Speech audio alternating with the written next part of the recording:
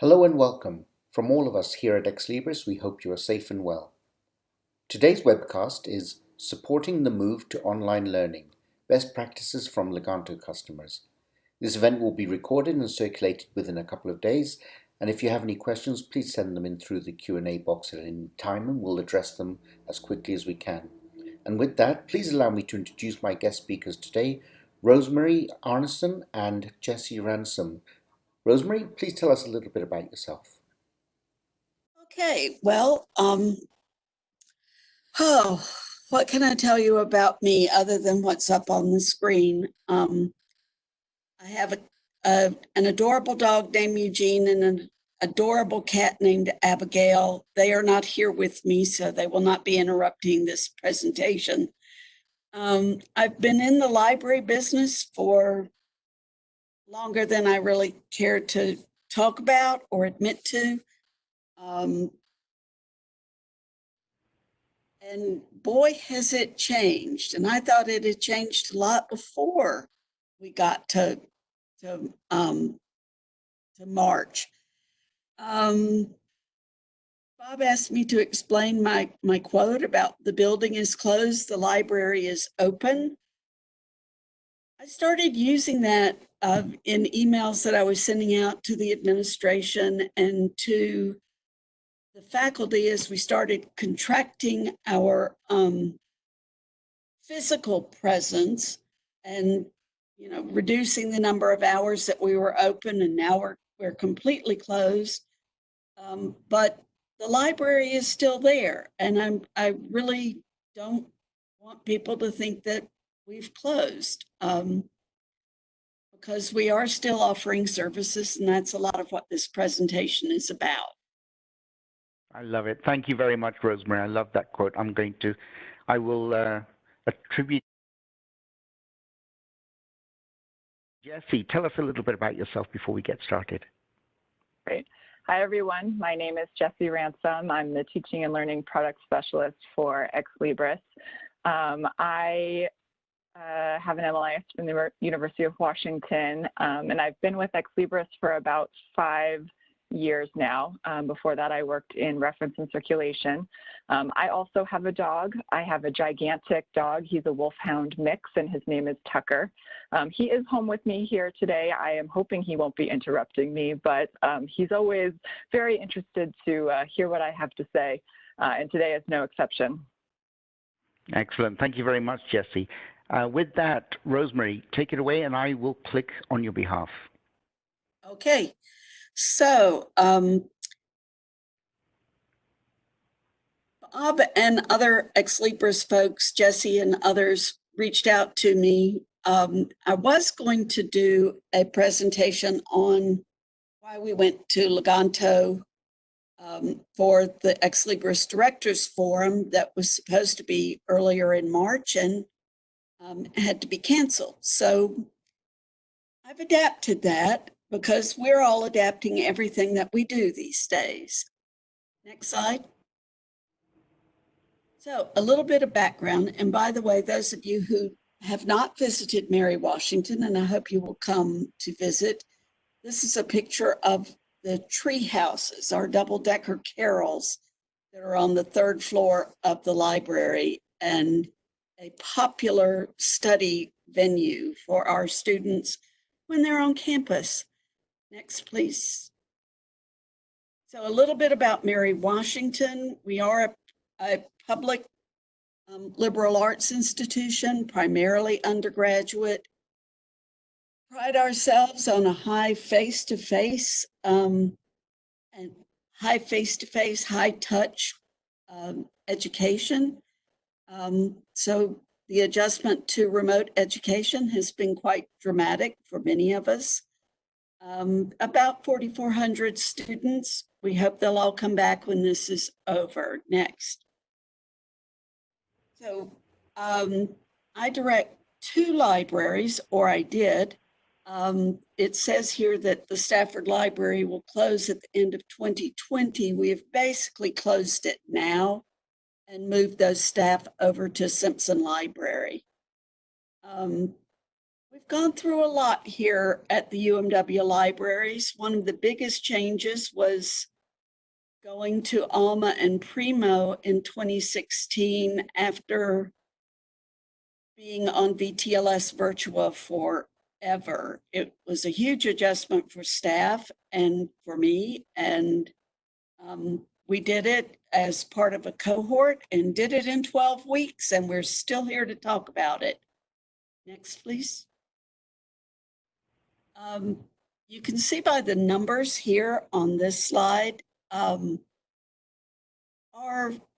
virtual collection is now outnumbering our physical collection. And that has turned out to be a very good thing right now, as we are trying to connect people to resources. Having 450,000 electronic books makes it a lot easier to put books in the way of our users. And really this shift, and I think we've all seen this, the shift in our collections is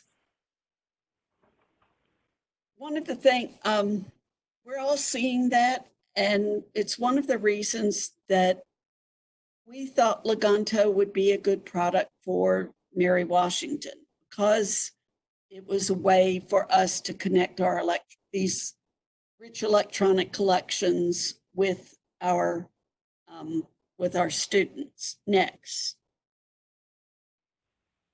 So as we were going through this, in the Leganto implementation process, we had support from our Division of Information Technologies.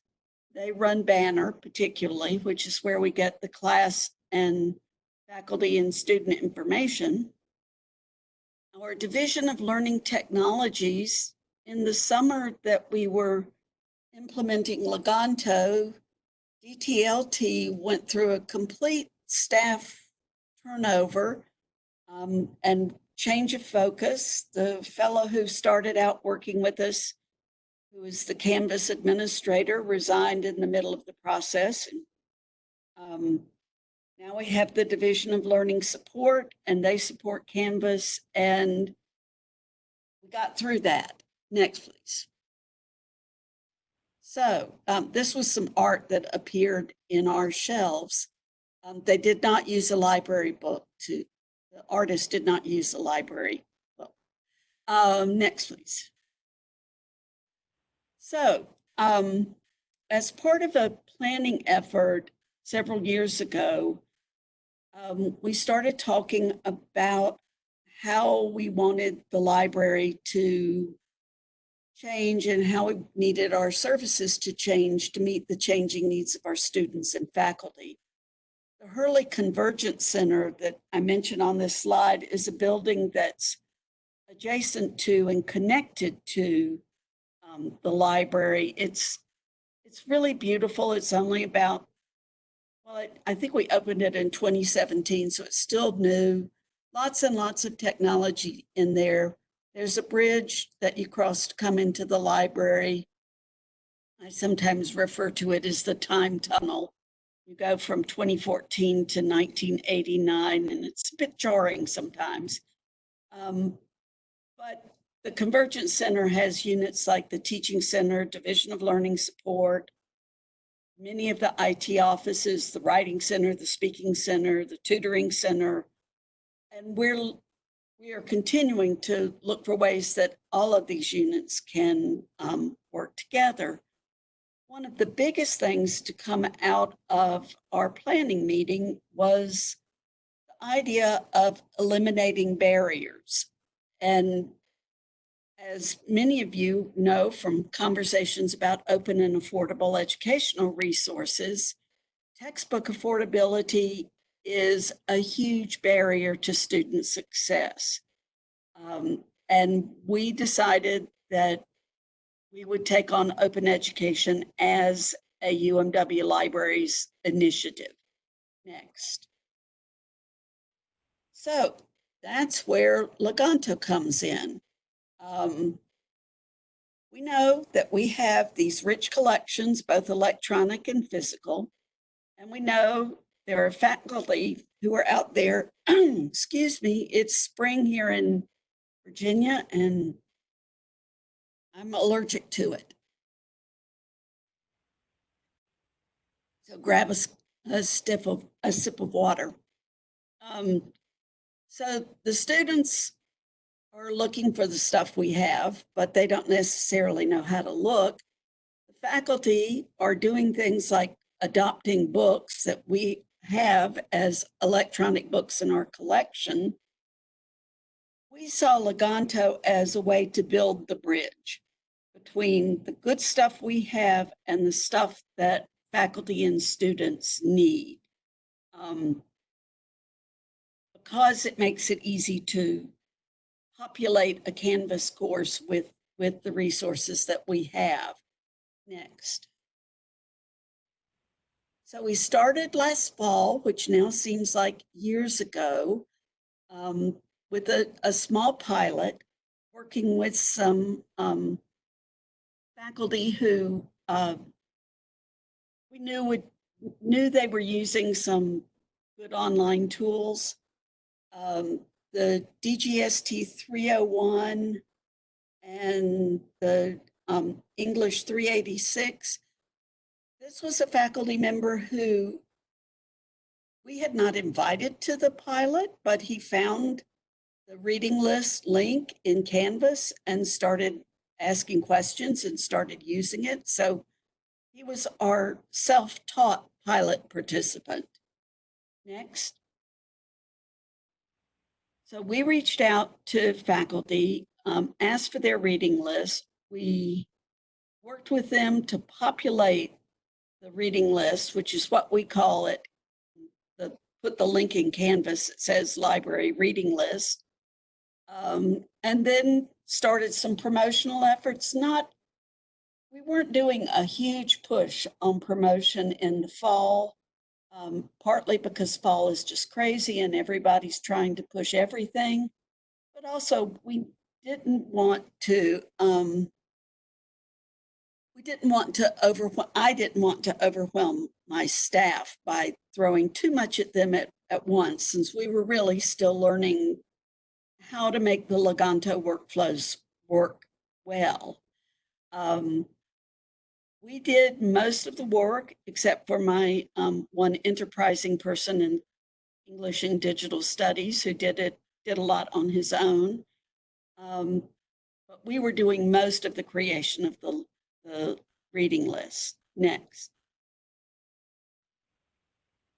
So you can see here the kinds of things that faculty put into their reading list, from physical reserves that students still had to come to the library to check out back when we did things like that, plus our own content, plus other content that the faculty members supplied.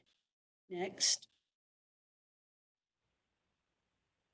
One of the things that VIVA, the Virtual Library of Virginia, when they're talking about their efforts to support VIVA membership in terms of open and affordable education, is we talk about cost avoidance. Now, not every student in every class is going to use the material that we've placed in Leganto instead of purchasing a textbook. But if they did, we would have realized that $10,311 in cost avoidance. I find that's a way to help administrators understand why what we do with open and affordable resources is so important, because we are helping students save that money at that level. Next. So I reached out in preparing this, talked to some of the faculty who had been using Leganto, and they like it. They were enthusiastic about it.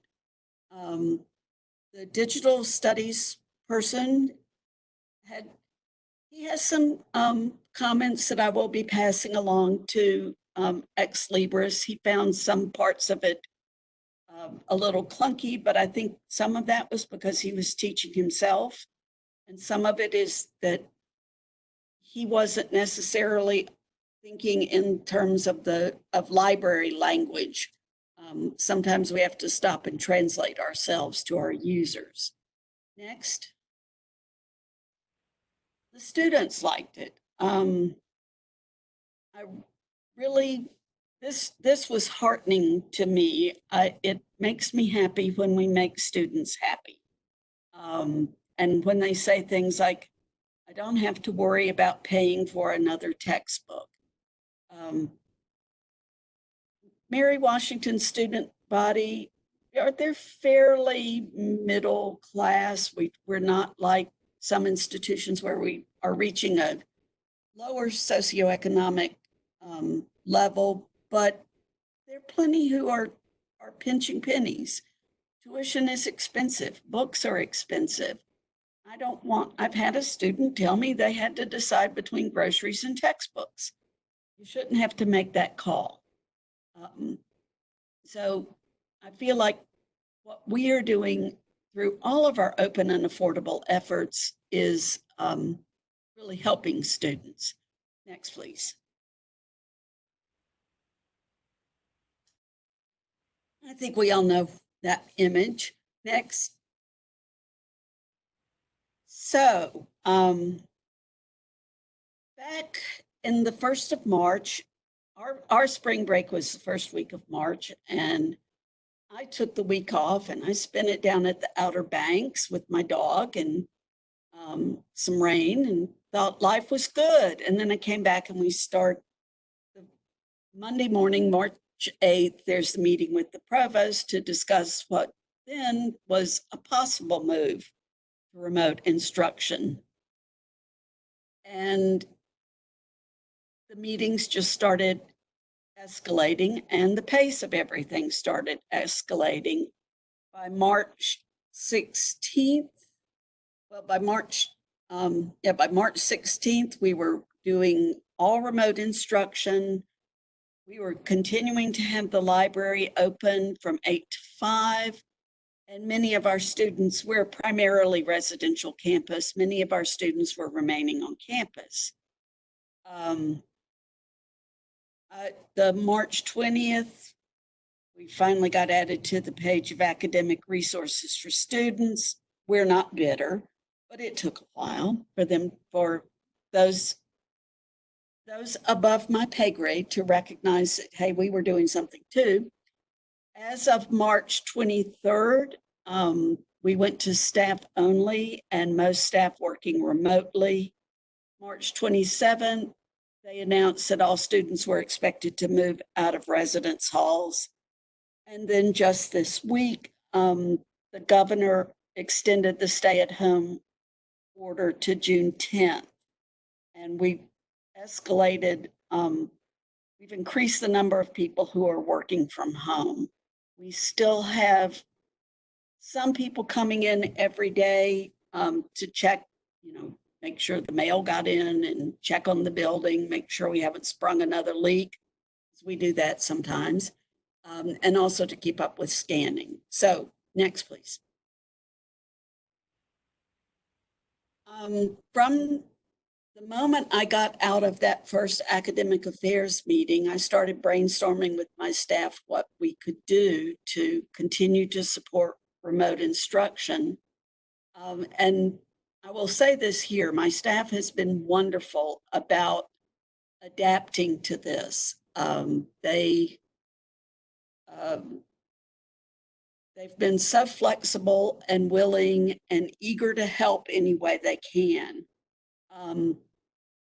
By the way, we have now discontinued curbside pickup of books, and we're not letting anybody into the building who is not staff. This is as of yesterday. I don't know about the rest of you, but I'm really kind of tired of changing things every day. But this is the world we live in. So let's talk about scanning. That's become the big thing that we are doing to support remote instruction and use Leganto. Next, please. So if you are a faculty member, and in this case, this is a class that I teach in our makerspace, we could do a whole other webinar on how to take a course that involves making in the makerspace into a fully online class. But I decided for purposes of demonstration to give them a reading assignment out from a book that's in the library's collection, the Maker Movement Manifesto. We created a form for faculty to fill out. Students can fill it out as well, but for Leganto, it generally comes from the faculty member. They put in the information they have about the book. I haven't really asked my staff about this, but I'm assuming since I'm the librarian, I put in all of the information and I know it was correct. Probably not the case with some faculty. Okay, next, please. Then the workflow from there, the staff received the request.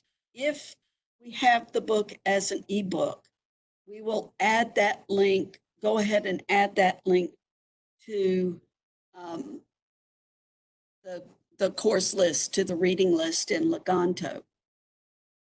If we don't have it, but we can get it without spending a fortune, we will try to purchase the ebook.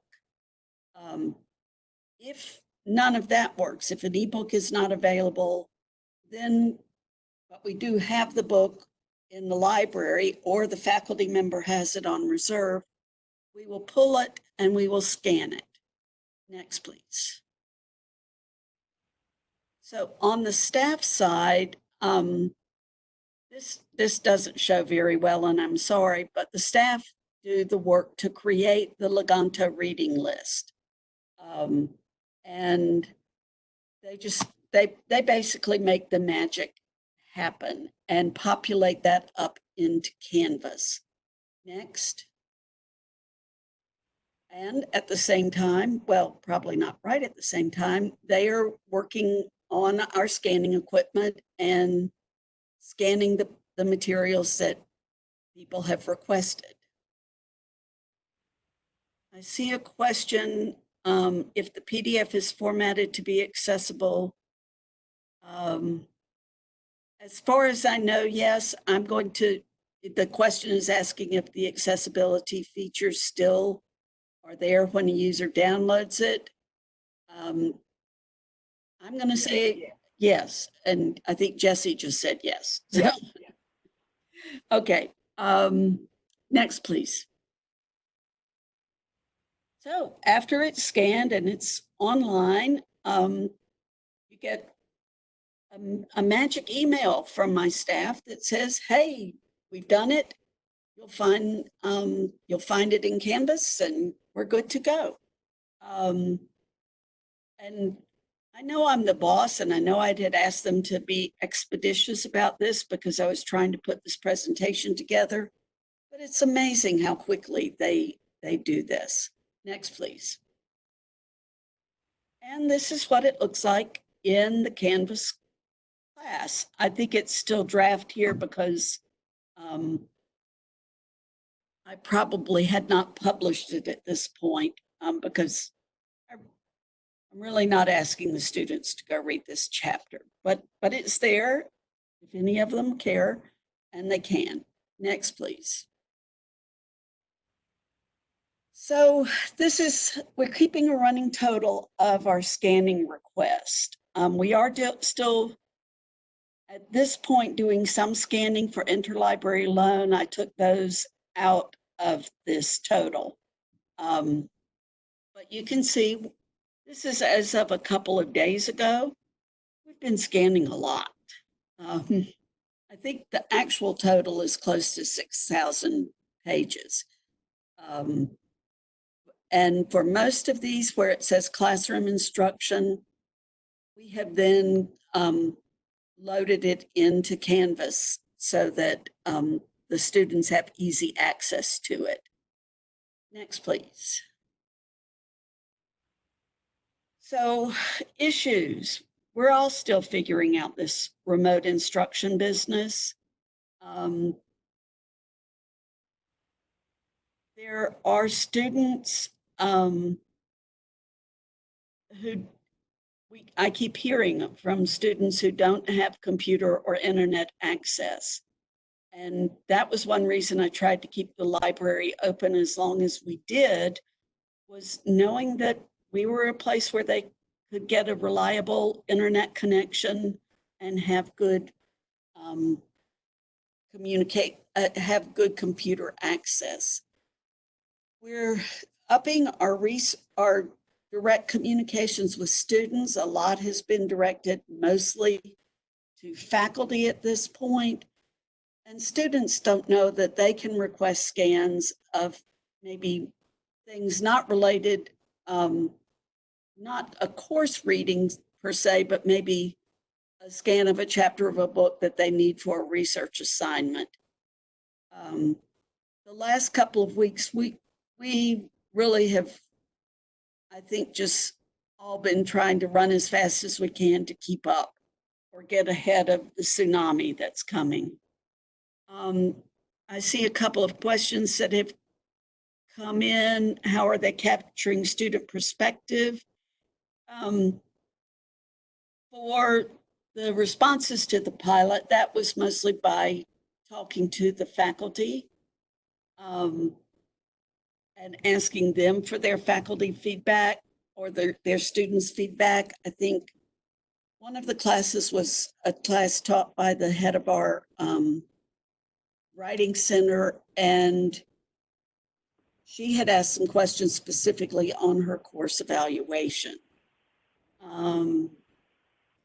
What do we do when a student needs the entire book and there's not an ebook? We really try to negotiate that. We are trying not to scan a whole book. I've read some opinions from people who are much more well-versed in copyright than I am that say you probably could get away with it, but when possible, we try to negotiate with the student and say, okay, what do you really need? Because most of them we know are not going to use the whole book. We might start out, for example, by scanning the table of contents and index and say, get back with us, let us know the pages that you need. So as far as I know, we have not scanned a whole book, but I'm not going to confess to it if we have. All right, Rosemary, we're going to have more questions and answers at the end anyway. So if we plow through your presentation, we'll collect all those questions together in one go.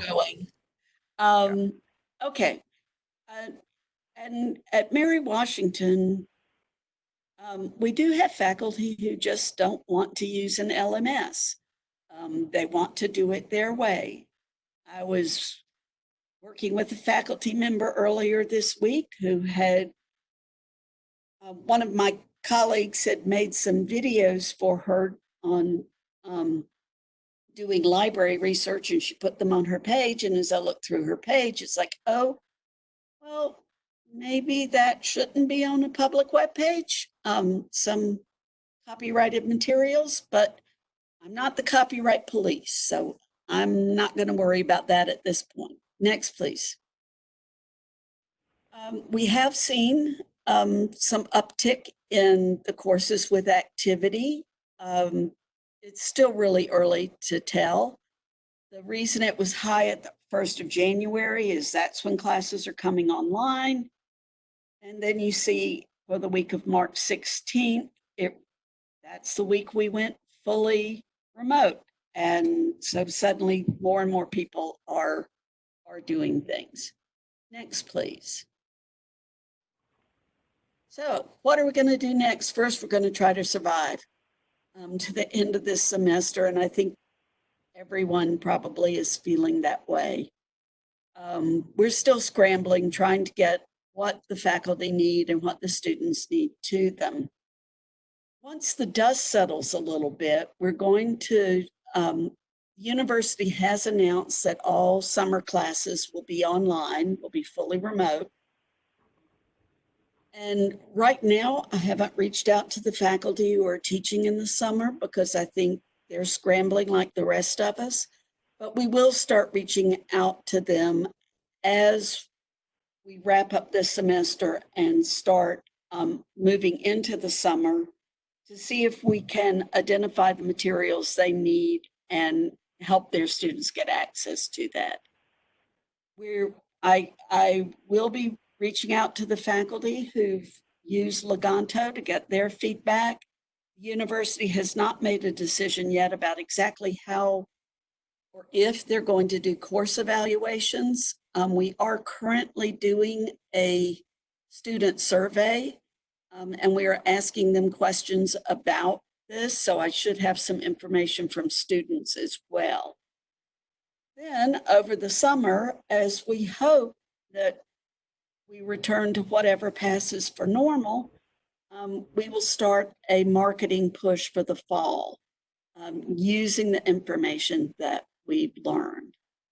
And I think that's it. There might be one more slide. So that has all my contact information.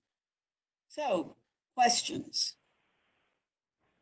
Wonderful. Thank you very much for that, Rosemary. We will hand it over to Jessie in a moment, where she will actually show the Leganto tool and demonstrate some of the features that support online learning, access, and various tools that allow you to switch a course from to being online rather than physical. But one of the questions that has come in, I'll paraphrase it.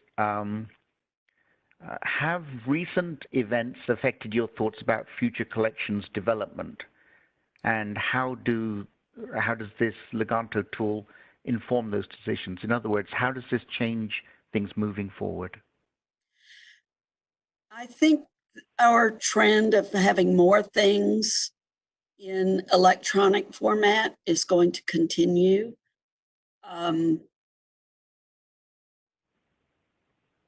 It really has made all the difference to have a strong electronic collection that we can connect people to easily.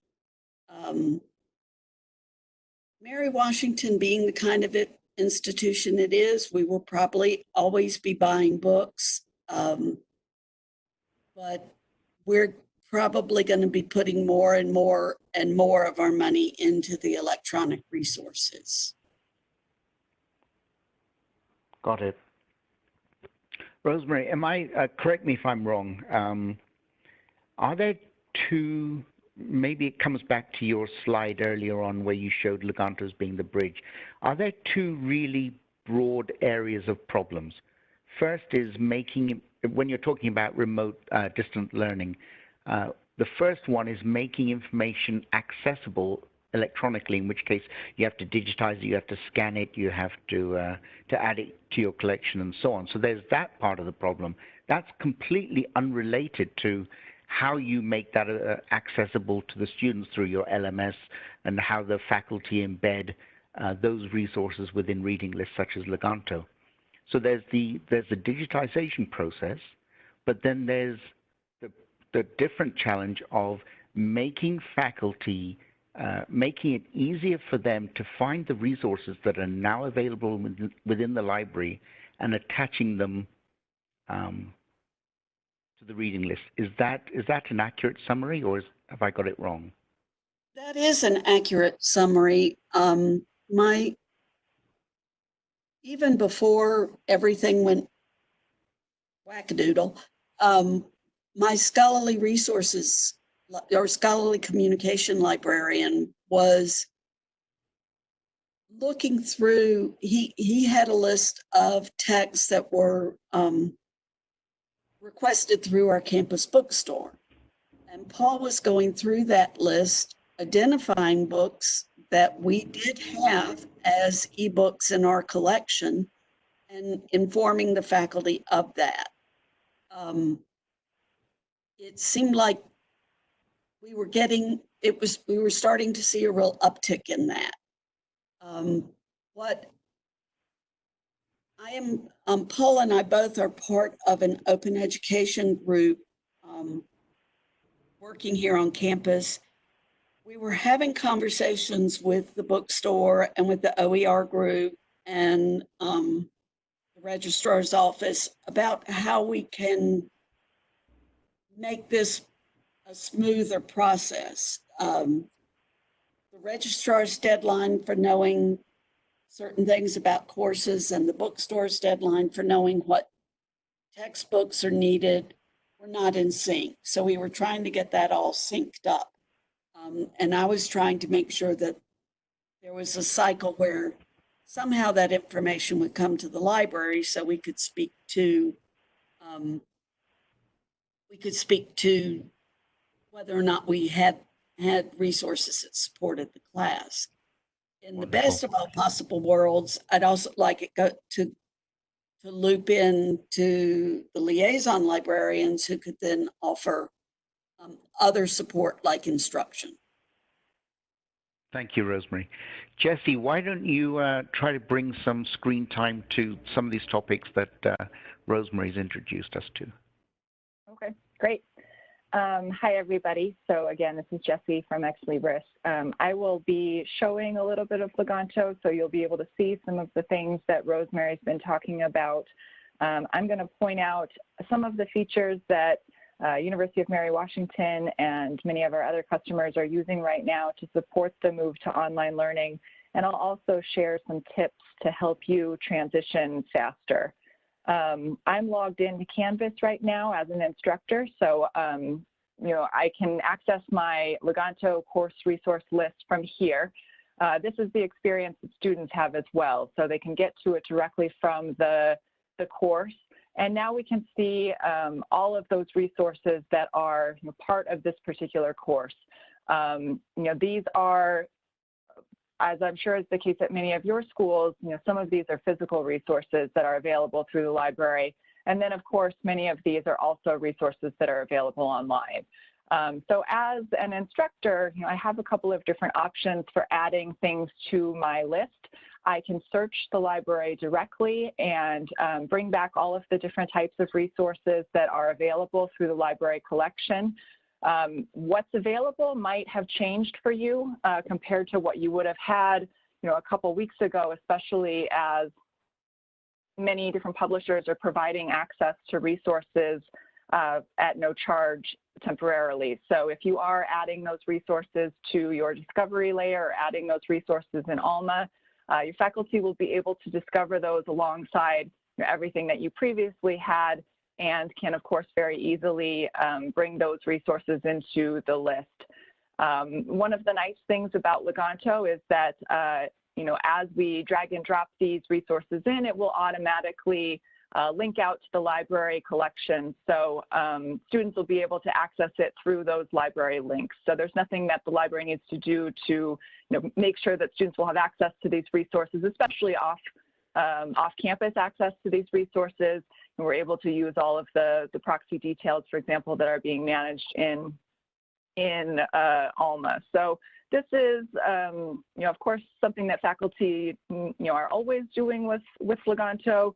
But another thing that you might want to promote if you're not already doing it is the ability to use the Cite It tool to bring things in from online, maybe more OER content or other freely available resources, but also directly from the different vendor platforms. So especially, again, as more vendors are providing access to resources with these unlimited user licenses, we can use the Cite It tool to bring these different resources into my Leganto list.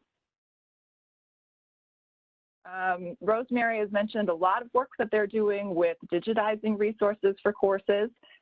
You can also have your faculty request these digitization workflows directly through the Leganto interface. So if we go into this one here that's available physically on our stacks, Rosemary, I tried to make an example that was similar to your textbook collection. So this is something that our library has purchased specifically for our fake library, I should say, specifically for that textbook collection, which of course students no longer have access to. So faculty can request digitization of parts of the textbook directly from within the Leganto interface. I can specify here which part of the book it is that I need. Maybe we have an assignment coming up that's specifically based on one chapter of the book, and so I can request to have that digitized by the library. This will feed into the ALMA task list, so the library will be able to see that the instructor has requested this digitization. We can also have some copyright workflows that allow ALMA to automatically approve certain types of digitization. You can set up rules around which types of digitization requests are going to be automatically approved. So you could say, for example, if it's one chapter of a book or less than 10% of a book, then we want to have it automatically approved.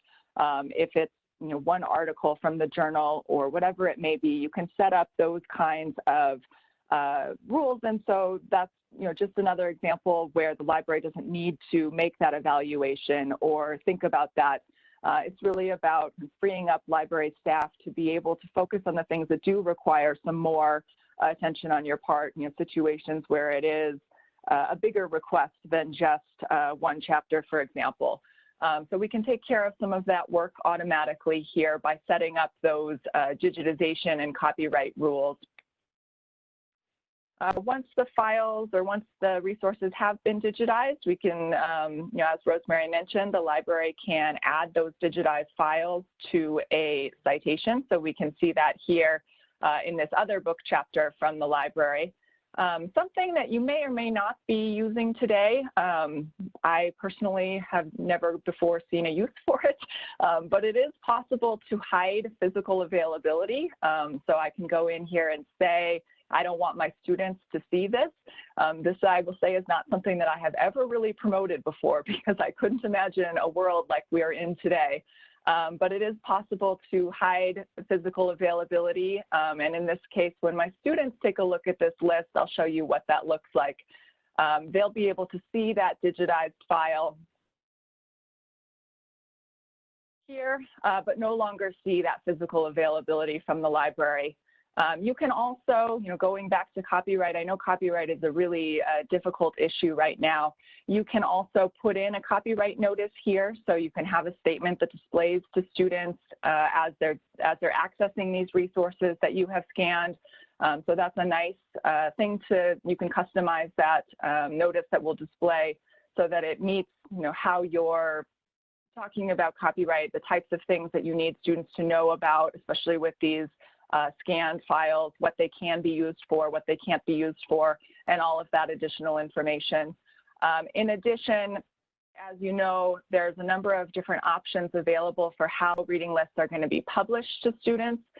This particular one is published only to the students who are enrolled in the course. So again, from a copyright perspective, we're able to lock down the number of students who are able to actually access those scanned resources.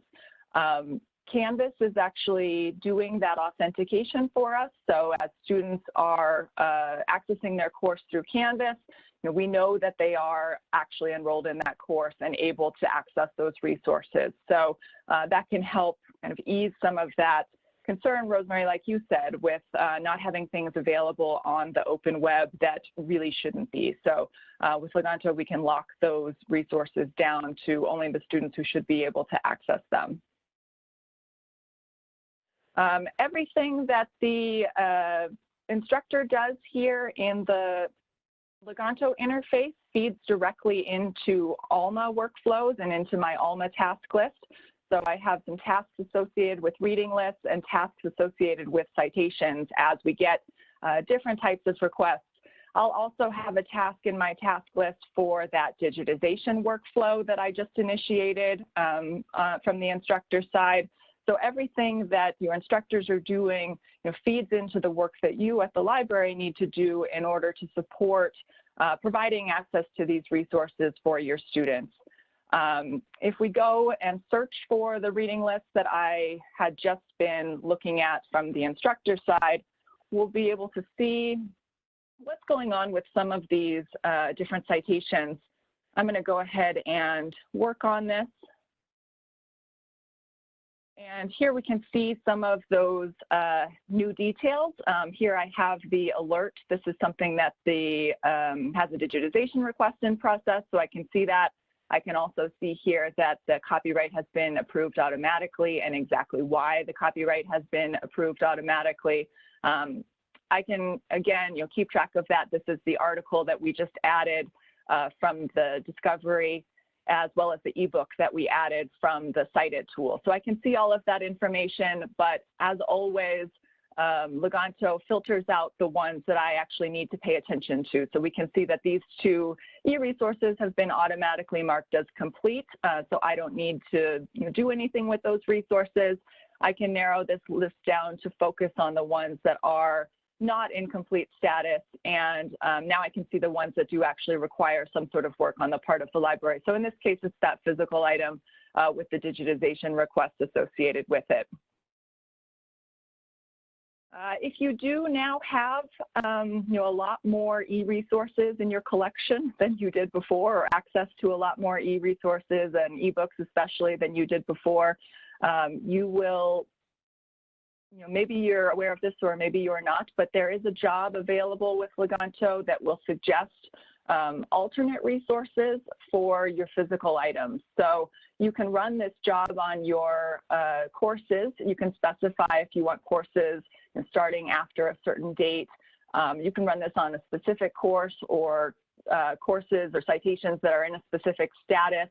But we can see this one that I ran recently. Alma will create a report for you that suggests electronic resources that are good replacements or maybe additions to the physical items that you may already have on your reading list, as well as other additions. And I know that other additions aren't always the best fit for course-related materials, but I think in the situation that we're in right now, this is another great resource to be aware of, is that you might have an older edition of an item that's being used in a course.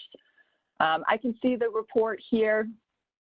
It will tell me the information about the citation, that it found a match for, and then whether it's an electronic resource that it found or another edition that it found. I can export this report.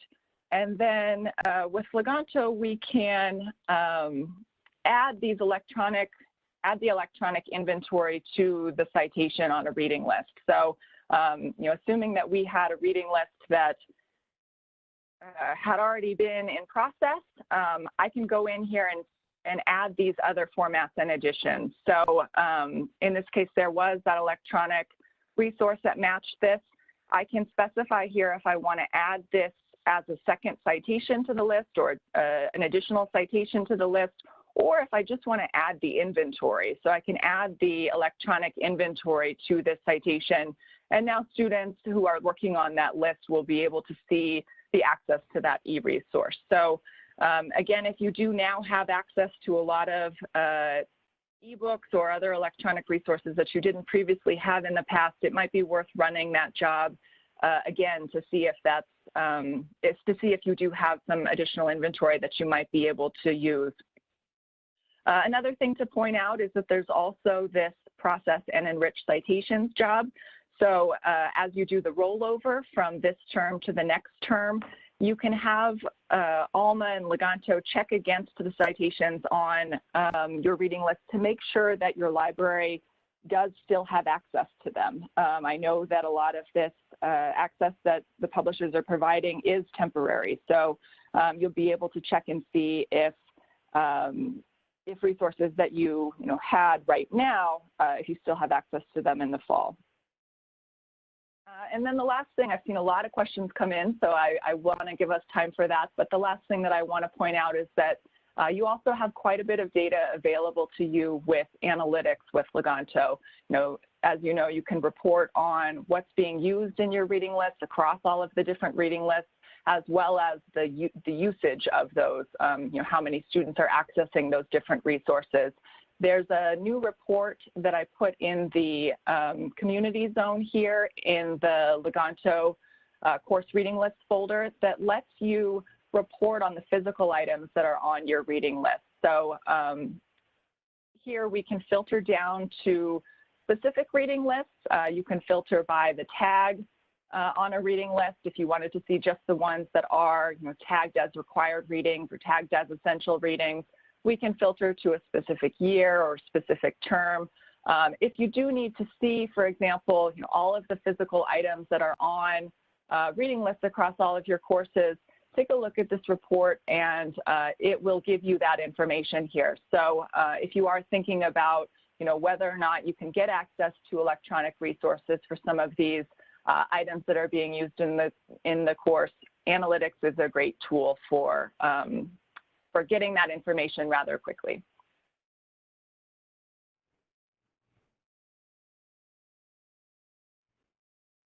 Bob, should we take a couple more of these questions that are coming in? Yes, I would. Sorry, I was reading the questions. Did you cover which items are getting used heavily and which items are getting used less in your analytics? This particular report doesn't have that. You would certainly be able to see that information in analytics, though. In that case, you would be using the student usage subject area, which lets you track. I'll just open this up and point out what some of these different, let me zoom this in a little bit, what some of these different usage measurements are. Here we can see the usage, for different citations, you'd be able to see the total number of full text views, which is the number of times that something has been accessed, as well as the students that viewed the full text, which tracks the unique students who clicked through to a resource. So you could see, for example, that 5 students accessed something a total of 15 times. So that would be, how you would track down which of these resources are getting used. I'm realizing as I'm saying this that we're talking about physical items, though. So you would also have information available in the course reserve subject area or the fulfillment subject area about the, whether they had been getting checked out on your course reserve stack. So there's a number of different ways to think about usage. Another thing to point out, especially with what, you'll now have likely many more scans than you previously had, but you'll also be able to track the usage of those scans as well. Excellent. Thank you for that. I just thought it would be important because if Rosemary and her team are scanning in a lot of material on behalf of faculty, and some faculty are picking really good items to get scanned, I wonder if she would prioritize those over ones that are less used. Rosemary, are you thinking about that kind of thing? So far, we have not. So to date, our scanning requests haven't been overwhelmed. We're able to keep up with it on a daily basis. If it became overwhelming, then we probably would have to think of different ways to prioritize. I understood. I do have a few questions. If we can have really brief answers, we might be able to get through a whole bunch of them. So see if you can come up with one-sentence answers. Jessie, do faculty use Leganto for all readings and reserves, or can they still use Canvas? Yes or no? Technically, they can still use Canvas. Using Leganto doesn't prohibit me from adding resources to Canvas. So technically speaking, they still can, but they can use Leganto for all different types of resources. So this can be those items coming from the library collection, which is what I pointed out. But this could also be, here's a video available online from TED Talks.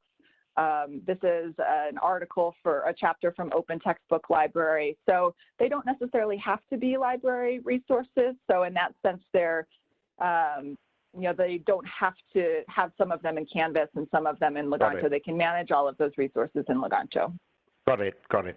Next question, does UMW use the course reserves functionality in ALMA? Curious if ALMA's course reserves and Leganto's reading lists are intended to work together, or should we choose to use one or the other? Quick answer, please.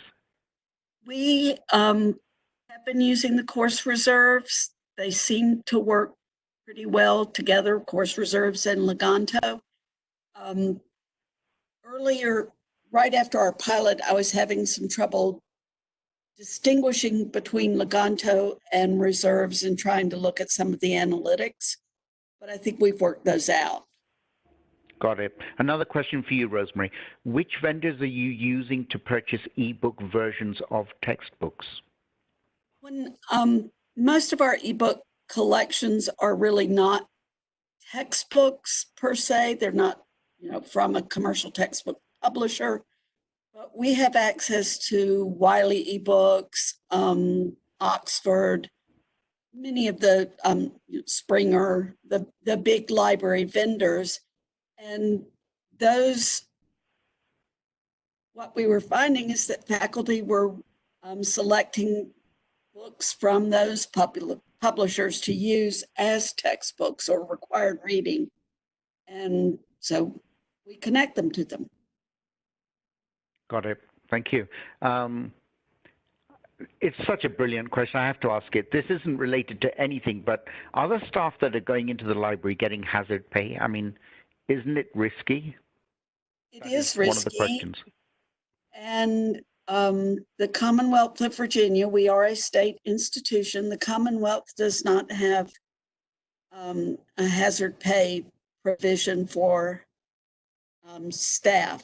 It's one reason I'm really trying to limit the number of staff who come in and the time that they are here. Got it. Thank you. I've had a lot of requests for the recording, and that's why I cunningly muted my phone for the first 5 minutes for some reason. The recording will be made available. You'll get a copy of it in a couple of days. One more question maybe. In the chat window, I see question about publishing the list. Were you saying that nobody but current enrolled students can see the list, or just the download? Our Asian students often try to work ahead for a course they are taking in the coming semester. There are a number of different options for how lists can be published.